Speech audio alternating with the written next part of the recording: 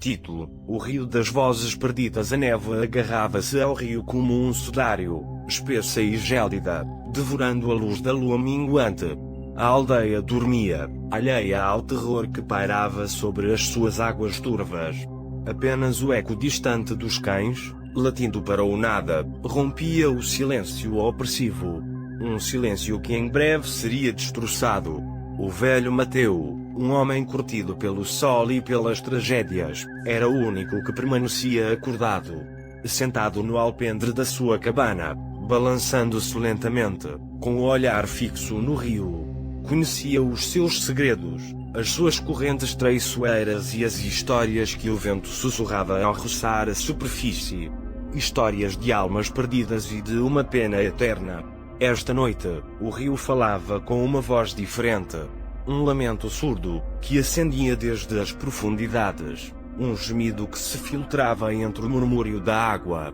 Mateu fechou os olhos, sentindo um arrepio percorrer a sua espinha dorsal. Sabia o que significava aquele lamento. Ela havia regressado. A Lorona.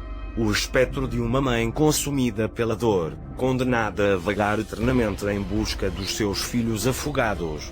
A sua lenda era o pesadelo de cada pai, o medo que se inculcava às crianças para as manter afastadas da margem ao cair da noite.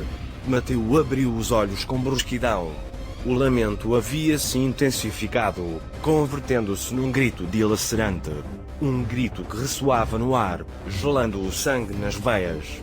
Levantou-se com dificuldade, apoiando-se no seu bastão de madeira, e caminhou para a margem do rio. A silhueta de uma mulher desenhava-se entre a névoa. Uma figura alta e delgada, vestida com farrapos brancos, com o cabelo escuro caindo sobre o seu rosto. Movimentava-se lentamente, como se estivesse procurando algo. Ou alguém. Mateu sentiu um nó no estômago. Não era a primeira vez que a via, mas a visão nunca deixava de ser aterradora. Tentou falar, mas as palavras ficavam presas na garganta. O medo paralisava-o. A Lorona deteve-se na margem, justo em frente a ele. Levantou o rosto, revelando umas órbitas vazias, uns olhos sem luz, cheios de uma tristeza infinita. Abriu a boca e dela surgiu um lamento que o atravessou como uma faca. "Traço onde estão os meus filhos?" perguntou com uma voz espectral, um sussurro carregado de dor e desespero. Mateu não pôde responder, apenas pôde observar como a Lorona se adentrava no rio, caminhando sobre as águas turvas como se fossem solo firme. A sua silhueta desvanecia-se lentamente entre a névoa, enquanto o seu lamento se afastava com a corrente. Regressou à sua cabana, tremendo de frio e de medo.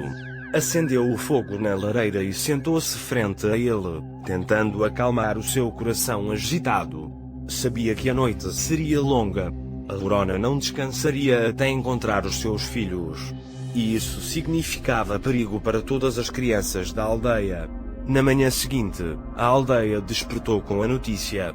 O pequeno Samuel, o filho menor do padeiro, havia desaparecido. A sua cama estava vazia, a janela aberta. Não havia rastro dele. O pânico apoderou-se da aldeia. Os pais procuravam desesperadamente os seus filhos, revistando cada recanto, cada beco, cada casa. Mas Samuel não aparecia. Mateu sabia a verdade. Sabia que a Lorona o havia levado. Havia escutado o seu lamento durante toda a noite. Um lamento que se havia misturado com o som do rio. Um lamento que havia prometido vingança. Dirigiu-se à casa do padeiro, onde encontrou os pais devastados. Tentou consolá-los, mas sabia que não havia consolo possível. Samuel havia-se perdido para sempre no rio das vozes perdidas. Mas Mateu não se renderia. Não permitiria que a Lorona levasse outra criança. Decidiu enfrentá-la, ainda que isso significasse arriscar a sua própria vida. Essa noite, regressou à margem do rio. Esperou pacientemente, sentado na mesma pedra onde costumava sentar-se com a sua esposa, antes de que a doença a levasse. A névoa voltou a cobrir o rio, envolvendo-o no seu abraço frio e úmido. Passada a meia-noite, a Lorona apareceu. A sua silhueta fantasmal desenhou-se entre a névoa, o seu lamento ressoando no ar. Mateu levantou-se, enfrentando-a com valentia. Traço Lorona, disse com voz firme, apesar do medo que sentia. Traço, sei que procuras os teus filhos, mas não podes continuar levando as crianças da aldeia. Não é justo. Traço, não entendes a minha dor, disse com voz espectral. Arrebataram-nos. Tiraram-nos. Agora eu arrebatarei outros. Traço, a vingança não te trará a paz, respondeu Mateu. Apenas te condenará a seguir vagando eternamente. Deixa ir a dor, Lorona. Deixa que os teus filhos descansem em paz. A Lorona guardou silêncio por um momento. Parecia duvidar. Por um instante, Mateu acreditou que havia logrado chegar ao seu coração. Mas então, as suas órbitas vazias encheram-se de uma fúria incontrolável. Traço, nunca, gritou com voz dilacerante. Nunca os deixarei ir. Atirou-se sobre Mateu, tentando arrastá-lo para o rio. Ele defendeu-se com o seu bastão, golpeando-a com todas as suas forças. A Lorona era forte, mais forte do que parecia. Mas Mateu não se renderia. Lutariam até o final. A peleja foi longa e brutal. A Lorona arranhava-o, mordia-o, tentando afogá-lo no rio. Mateu defendia-se com o seu bastão, golpeando-a uma e outra vez. Finalmente, logrou derrubá-la ao solo. Aproveitando a oportunidade, tirou do seu bolso um rosário que havia pertencido à sua esposa. Alçou-o em alto e começou a rezar com fervor. A Lorona gritou de dor, contorcendo-se no solo. A luz do rosário queimava, consumia. Pouco a pouco, a sua silhueta foi-se desvanecendo, até que apenas ficou um tênue resplendor. O lamento foi-se apagando, até que apenas ficou o murmúrio do rio. A Lorona havia desaparecido. Mateu caiu ao solo, exausto e machucado.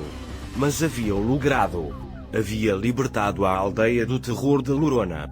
Na manhã seguinte, o corpo do pequeno Samuel foi encontrado na margem do rio.